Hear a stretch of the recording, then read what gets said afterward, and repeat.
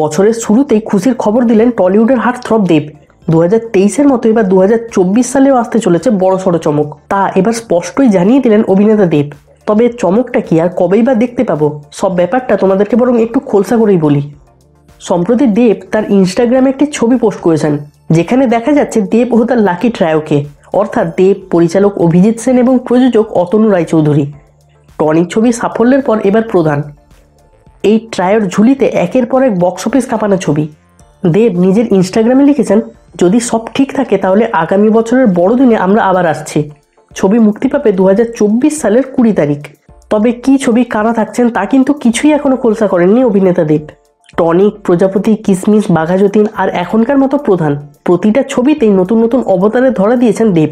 কখনো পাশের বাড়ির ছেলে তো কখনো ডাকাবুকো পুলিশ অফিসার। দেবের এই পোস্ট দেখে অনুরাগীদের আশা, 2024 সালের বড়দিনেও ফের একবার নতুন অবতারে এসে বড় পর্দায় চমকে দেবেন দেব। অন্যদিকে সৃজিতের টেক্কা ছবির শুটিংও শুরু করেছেন দেব। এই ছবিতে দেবের বিপরীতে দেখা যাবে স্বস্তিকা মুখার্জিকে।